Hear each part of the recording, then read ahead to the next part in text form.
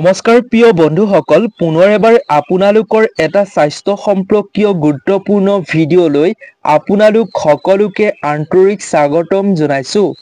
প্ৰিয় বন্ধুসকল, আলু নোখোৱা মানুহ হয়তো এই পৃথিৱীত কোনো নাই বুলি ক'লেও মিছা কোৱা নহ'ব। গতিকে আপুনিও যদি আলু খাই ভাল পায় বা আপুনি প্ৰতিদিনে আলু খায়, তেন্তে আপুনি কি সুফল বা কি আপোনাৰ অপকাৰ হ'ব পাৰে, আলু কেনেকৈ কেতিয়া খাব লাগে আৰু আলুৰ লগত কি বস্তু কেতিয়াও ভুলতো খোৱাটো উচিত নহয়, আপুনি হয়তো নাজানে। আজিৰ এই ভিডিঅ'টোৰ জৰিয়তে আপুনি সুন্দৰভাৱে আলুৰ লগত সম্পৰ্কীয় বহুতো গুৰুত্বপূৰ্ণ কথা জানিব পাৰিব।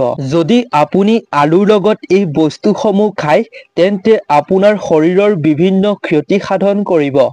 আপোনাৰ শৰীৰত বহুতো সমস্যাই দেখা দিব পাৰে। সেইবাবে আলু আপুনি প্ৰতিদিনে খোৱাৰ ফলত কি উপকাৰ বা কি অপকাৰ হয়, আপুনি জানি লোৱাটো জৰুৰী। আলু আমাৰ স্বাস্থ্যৰ বাবে ভাল নে বেয়া? আলু আমি প্ৰতিদিনে সেৱন কৰাৰ ফলত আমাৰ শৰীৰত কি বেয়া প্ৰভাৱ পৰিব পাৰে বা কি সুপ্ৰভাৱ আমি পাব পাৰোঁ। গোটেই বিশ্বৰ ভিতৰতে আটাইতকৈ জনপ্ৰিয় শাকেই হৈছে আলু। আলুৰ অবিহনে যেন মানুহৰ প্ৰায় সকলো খাদ্যই আধৰুৱা। সাত্বিকেই হওক বা আমিষ খাদ্য সকলোতেই আলুৰ ভূমিকা অন্যতম। আলু প্ৰায় সকলো লোকৰে প্ৰিয়। সকলো সময়তে ৰান্ধনি ঘৰত আলু দেখা পোৱা যায়। আলুৰে বিভিন্ন সুগন্ধিযুক্ত খাদ্য তৈয়াৰ কৰিব পাৰি। মুঠতে আলুৰ অবিহনে খাদ্য আৰু ৰান্ধনি ঘৰ আধৰুৱা। কিন্তু বহুতো হয়তো নাজানে ইয়াৰ উপকাৰিতা কি বা কিহৰ লগত আলু কেতিয়াও ব্যৱহাৰ বা খোৱাটো উচিত নহয়। গতিকে আপুনি আজিৰ এই ভিডিঅ'টো সম্পূৰ্ণকৈ চাই থাকক। আপুনি খুব সহজতে আপুনি আলুৰ উপকাৰিতা কি, আলু কিহৰ লগত খাব কেতিয়াও নালাগে, আলুৰ অপকাৰিতা কি, আপুনি সুন্দৰভাৱে জানিব পাৰিব। আলু আমি প্ৰতিদিনে খালে কি হয়, আলু খোৱাৰ ফলত আমি কি উপকাৰ পাওঁ বা অপকাৰ হয়, এই সকলোবিলাক কথা জানিব পাৰিব। গতিকে আপোনালোকক ভিডিঅ'টোৰ মাজলৈ আগবঢ়াৰ পূৰ্বে এটা অনুৰোধ, যদি আপুনি প্ৰথমবাৰ এই চেনেলটোত ভিজিট কৰিছে বা এই চেনেলটোৰ ভিডিঅ' চাই আছে, তেন্তে এই চেনেলটো ছাবস্ক্ৰাইব কৰি ৰাখিব। লগতে ভিডিঅ'টোত এটা লাইক কৰি ল'ব বুলি আশা কৰিলোঁ। প্ৰিয় বন্ধুসকল, আলু সকলো শাক চবজিৰ ভিতৰত অন্যতম। আমি প্ৰতিদিনেই আমাৰ খাদ্যত অন্তৰ্ভুক্ত কৰোঁ খাদ্যৰ তালিকাত আলু।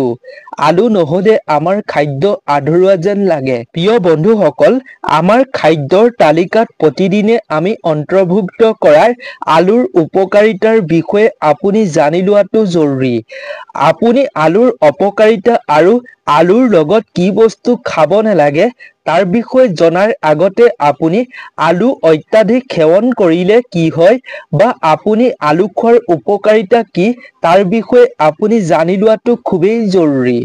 গতিকে আমি প্ৰথমেই আপোনালোকক ক'ব খুজিছোঁ, আলু খোৱাৰ উপকাৰিতা কি, আলুৰ মাজত কি উপকাৰিতা গুণ আছে তাৰ বিষয়ে আমি আপোনালোকক প্ৰথমেই ক'ব খুজিছোঁ। গতিকে আহক আমি আলুৰ উপকাৰিতাৰ বিষয়ে জানি লওঁ। আপুনি কথাখিনি লক্ষ্য কৰিব, উচ্চ ৰক্তচাপৰ বাবে আলুত কলৰ তুলনাত বেছি পটেছিয়াম থাকে। পটেছিয়ামে তেজৰ নলী বহলাই ৰাখি ৰক্তচাপ নিয়ন্ত্ৰণ ৰাখে। হৃদৰোগীৰ বাবে vitamin B3, vitamin C, potassium আদিয়ে দেহক ষ্ট্ৰক আৰু হৃদৰোগৰ পৰা সুৰক্ষা দিয়ে। আলুত থকা ফাইবাৰেও হৃদৰোগৰ পৰা সুৰক্ষা প্ৰদান কৰে। কোলাজেন হৈছে ছাল স্বাস্থ্যৱান ৰখাৰ এক প্ৰণালী। সূৰ্য প্ৰদূষণ আৰু ধোঁৱাৰ ফলত হোৱা ক্ষতিৰ প্ৰতিহত কৰাত সহায় কৰিবলৈ ভিটামিন চিয়ে এন্টি-অক্সিডেণ্ট হিচাপে কাম কৰে। আলুত থকা ভিটামিন চিয়ে ছাল মসৃণ আৰু সতেজ কৰাত সহায় কৰে। তদুপৰিও পোৰাৰ ওপৰত আলুৰ পেষ্ট বা ৰস প্ৰয়োগ কৰিলে ছাল ফুলাৰ পৰা আপুনি উপশম পাব পাৰিব। জ্বলা-পোৰাৰ সমস্যাৰ পৰা আপুনি উপশম পাব পাৰিব। আলুত থকা লো ফছফৰাছ, কেলচিয়াম, মেগনেছিয়াম আৰু জিংকে হাড়ৰ গঠনত সহায় কৰে। লগতে হাড়ৰ শক্তি বজাই ৰখাতো সহায় কৰে। আলুৰ পেষ্ট বনাই চকুৰ তলত লগালে চকুৰ তলৰ ক'লা পোৰা দাগৰ পৰিমাণ নাইকিয়া হয়। আলু পাতলকৈ কাটি 10 মিনিটৰ বাবে চকুৰ পতাত লগাই থলে চকু ফুলাৰ ভাৱ আঁতৰ হয় আৰু চকু সতেজ হোৱা যেন অনুভৱ হয়। আলুত থকা ভিটামিন চি এ ছালৰ বয়স বৃদ্ধিত বাধা দিয়ে। আলুৰ পেষ্ট বনাই 15 মিনিট সময় মুখত লগাই থৈ দিলে আৰু পানীয়ে ধুই দিলে সুফল পোৱা যায়। অতি শুকান ছালৰ বাবে এটা আলুৰ পেষ্ট বনাই তাৰ লগত মৌ মিহলি কৰি চকুৰ ক'লা পৰা অংশত এসপ্তাহ দিন লগালে বা সানিলে ভাল ফল পোৱা যায় বুলি কোৱা হয়। আলুৰ পেষ্টৰ লগত দৈ মিহলি কৰি ইয়াৰ লগত অলপ অলিভ অইল মিহলাই ছালত লগালে শুকান ছালখন মৃচ্ছিত হৈ পৰে। আলুৰ ৰসৰ লগত সম পৰিমাণে নেমুৰ ৰস মিহলাই সানিলে চকুৰ তলৰ ক'লা পৰা দাগ নাইকিয়া হয়। ৰ'দে পোৰা ছালত আলুৰ ৰস, তিয়হৰ ৰস মিহলাই সানিলে ছালখন বহু পৰিমাণে ৰ'দৰ পৰা সুৰক্ষিত হৈ থাকিব পাৰে। প্ৰিয় বন্ধুসকল, মুঠতে সঠিকভাৱে আপুনি ছালত আলু ব্যৱহাৰ কৰিলে আপোনাৰ সৌন্দৰ্য বৃদ্ধি কৰিবলৈ আপুনি সক্ষম হ'ব। নিজকে সুন্দৰ কৰি তুলিবলৈ আপুনি ছালৰ সমস্যা সমাধান কৰিবলৈ আলু অতি উত্তম বুলি কোৱা হৈছে। ছালৰ সৌন্দৰ্য বৃদ্ধি কৰিবৰ বাবে আলু অতি উপকাৰী বুলি কোৱা হৈছে আৰু আঘাত পোৱা নীলা পৰা শৰীৰৰ অংশত আলুৰ লেপ দি দিলে উপশম ঘটে বুলি সেই দাগ কোৱা হৈছে। কেঁচা আলুৰ বাকলিৰ সৈতে পিচি চেকনিয়ে চেকি দৈ সতি মিহলি কৰি আপুনি চুলিত আধা ঘণ্টা লগাই ৰাখি তাৰ পিছত চেম্পুৱে ধুই দিব লাগে। চুলি সমস্যা আপোনাৰ পকাৰ সমস্যা কমি উঠিব।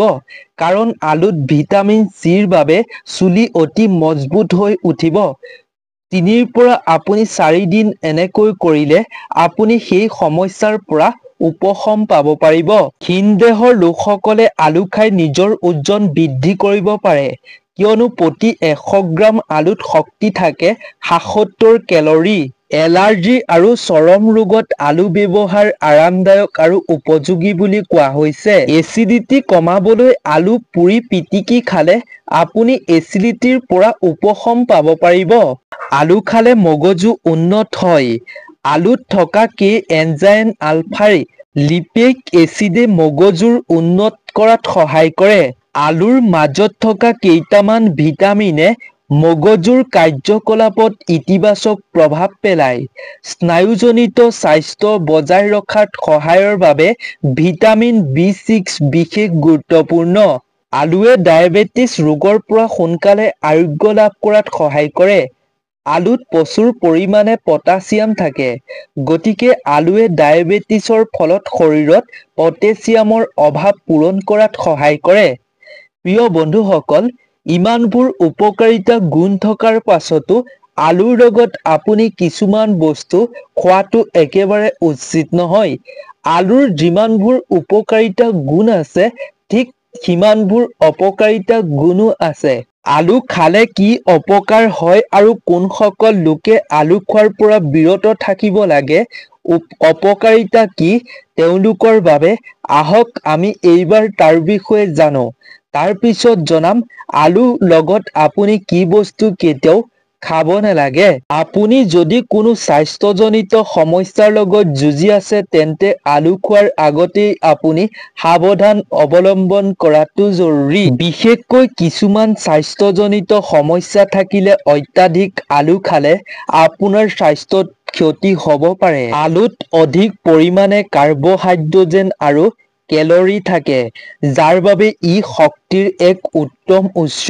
কিন্তু এই অতিৰিক্ত কেলৰি আৰু ষ্টাৰে কিছুমান মানুহৰ সমস্যাৰ সৃষ্টি কৰিব পাৰে।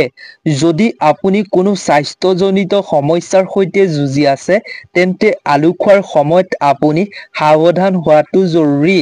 আলুত প্ৰাকৃতিকভাৱে বেছি ছডিয়াম নাথাকে যদিও ভজা আলু আৰু পেকেটত ভজা খাদ্যত ছডিয়ামৰ পৰিমাণ বৃদ্ধি পায়। এনে পৰিস্থিতিত ৰক্তচাপ থকা ৰোগীয়ে ভজা আলু খোৱাৰ পৰা বিৰত থকাটো ভাল। আলুত অত্যাধিক পৰিমাণে পটাছিয়াম থাকে যাৰ ফলত বৃক্কৰ সমস্যা বৃদ্ধি হ'ব পাৰে। এনে পৰিস্থিতিত কিডনী ৰোগীয়ে চিকিৎসকৰ পৰামৰ্শ লৈহে আলু খাব লাগে। আলুত কেলৰি আৰু কাৰ্বহাইড্ৰেট থাকে, গতিকে আলু খালে মেদবহুল লোকসকলৰ ওজন বৃদ্ধি কৰিব পাৰে। গতিকে মেদবহুলতাত ভোগা লোকসকলে আলুৰ সলনি আঁহযুক্ত শাক-পাচলি খাব লাগে। ডায়েবেটিছত ভুগি থকা লোকসকলে পৰাপক্ষত আলু কমকৈ গ্ৰহণ কৰিব লাগে, কমকৈ সেৱন কৰিব লাগে। লগতে যিসকলে দৰৱ ব্যৱহাৰ কৰি থাকে, দৰৱ প্ৰতিদিনে সেৱন কৰে, তেওঁলোকে আলু কমকৈ খোৱাটো উচিত, যাতে কোনো ধৰণৰ ৰক্তক্ষৰণ আদি সংঘটিত নহয়। আলুত থকা ৰাসায়নিক পদাৰ্থৰ বাবে তেজ গোট মৰাত বিলম্ব হ'ব পাৰে। আলুৰ পৰা ততালিকে আহৰণ কৰা কেলৰিয়ে ওজন বঢ়ায়। সেয়েহে অলপ শকত লোকসকলে ওজন তেওঁলোকে নিয়ন্ত্ৰণ ৰাখিবৰ বাবে আলু তেওঁলোকে সেৱন কৰাৰ পৰা অলপ বিৰত থাকিব লাগে। আলু কেতিয়াও আপুনি ৰ'দ পৰা ঠাইত থব নালাগে। আলু ৰ'দত থলে আলুত চালানায়ন নামৰ এবিধ বিষাক্ত এচিড উৎপন্ন হয়, যাৰ ফলত আপোনাৰ শৰীৰত বিভিন্ন ক্ষতি কৰিব পাৰে। কোনো অংশত আলুৰ সেউজীয়া পৰা অংশ থাকে, সেই অংশতো বিষাক্ত চালানায়ন থাকে। তেনে আলু আপুনি ভুলতো কেতিয়াও নাখাব। ফ্ৰিজত আলু কেতিয়াও থব নালাগে আৰু প্লাষ্টিকৰ বেগত কেতিয়াও আলু থব নালাগে। ফুটা নথকা এনে বেগত যদি আপুনি ভাপ নোপোৱাকৈ আলু থয়, তেন্তে সেই আলু নষ্ট হ'ব আৰু বিষাক্ত এচিডে তাত উৎপন্ন হ'ব পাৰে আৰু এনে আলু সেৱন কৰিলে আপোনাৰ শৰীৰত ক্ষতি সাধন কৰিব পাৰে। আলু গজালি মেলা দেখা পালে আপুনি নাখাব আৰু সেই গজালি ওলোৱা আপুনি আলুটোৰ গজালিখিনি আপুনি কটাৰীৰে ৰুকি কাটি পেলাই দিব লাগে। ৰান্ধিবলৈ যোৱা আলু আপুনি কেতিয়াও কাটি থৈ দিব নালাগে, যাৰ ফলত বায়ুৰ প্ৰভাৱত ইয়াৰ ৰং আৰু মান সলনি হ'ব। দৰকাৰ হ'লে কটা আলুখিনি আপুনি পানীত ভিজাই থব। আলুক পিঁয়াজৰ সৈতে একেলগতে কেতিয়াও থব নালাগে, সুকীয়াকৈ ৰাখিব লাগে। আলু আৰু পিঁয়াজ একেলগতে থলে পিঁয়াজৰ গেছে আলুৰ মান অৱনতি কৰিব আৰু পিঁয়াজো সোনকালে বেয়া হ'ব। আলু কেতিয়াও বেছি তেলত ফ্ৰাই কৰি খাব নালাগে আৰু আলুৰ লগত আপুনি কেতিয়াও এই বস্তুসমূহ খাব নালাগে। বস্তুসমূহ হৈছে আলুৰ লগত আপুনি মিঠাযুক্ত বস্তু কেতিয়াও খাব নালাগে। যেনে কেক, আইচক্ৰীম আদিৰ লগত আপুনি কেতিয়াও আলু খাব নালাগে। মিঠা বস্তুৰ লগত আপুনি আলু ব্যৱহাৰ কৰিলে কাৰ্বহাইড্ৰেটৰ পৰিমাণ বেছি থাকে, যাৰ ফলত আপোনাৰ তেজৰ শৰ্কৰাৰ মাত্ৰা বৃদ্ধি পাব পাৰে, যাৰ ফলত আপোনাৰ শৰীৰত বিভিন্ন ক্ষতি হ'ব পাৰে। লগতে আপুনি কমলা, নেমু আদি আলুৰ লগত কেতিয়াও খাব নালাগে। ইয়াৰ ফলত হজম ক্ষমতা কম হ'ব পাৰে, পেটৰ সমস্যাত ভুগিব পাৰে, পেটৰ বিষ হোৱাৰ সম্ভাৱনা থাকে আৰু আলুৰ লগত বেছি মিহলি খাদ্য খাব নালাগে। ইয়াৰ ফলত হজম ক্ষমতা কমাই পেলাব পাৰে। শস্যজাতীয় খাদ্য আলুৰ লগত আপুনি যেনে ৰুটি, পিঠা আদিৰ লগত কেতিয়াও খাব নালাগে, কাৰণ এইবোৰে হজম কৰাত অসুবিধাৰ সৃষ্টি কৰিব পাৰে। যদি আপুনি আলু খোৱাৰ বাবে বিশেষভাৱে চিন্তা কৰে, তেন্তে আপুনি খাদ্যত আলু কমকৈ খাব লাগে আৰু আপুনি যিকোনো ৰোগত ভুগি থাকিলে, দৰৱ ঔষধ আপুনি গ্ৰহণ বা সেৱন কৰি থাকিলে আপুনি আলু নোখোৱাটোৱেই ভাল। গতিকে প্ৰিয় বন্ধুসকল, আজিৰ এই ভিডিঅ'টো ইমানেই আছিল। আপুনি নিশ্চয় জানিব পাৰিলে আলু খোৱাৰ উপকাৰিতা কি, অপকাৰিতা কি আৰু আলুৰ লগত কি বস্তু খাব নালাগে, নিশ্চয় সুন্দৰভাৱে জানিব পাৰিলে। যদি ভিডিঅ'টো চাই ভাল পালে, তেন্তে আপোনাৰ বন্ধুবৰ্গৰ লগতো শ্বেয়াৰ কৰিব। প্ৰিয় বন্ধুসকল, আপোনাৰ স্বাস্থ্যৰ উপকাৰৰ বাবে আমি ভিডিঅ'টো যিখিনি কথা শ্বেয়াৰ কৰিলোঁ, এইখিনি কথা বাৰু আপুনি আগতে জানিছিলেনে? নিশ্চয় কমেণ্টত উল্লেখ কৰিব। গতিকে নতুন এটা আপোনাৰ বাবে গুৰুত্বপূৰ্ণ ভিডিঅ'ৰ লগত সকলোকে লগ পাম। আজিৰ ভিডিঅ'টোৰ পৰা বিদায় লৈছোঁ। ধন্যবাদ।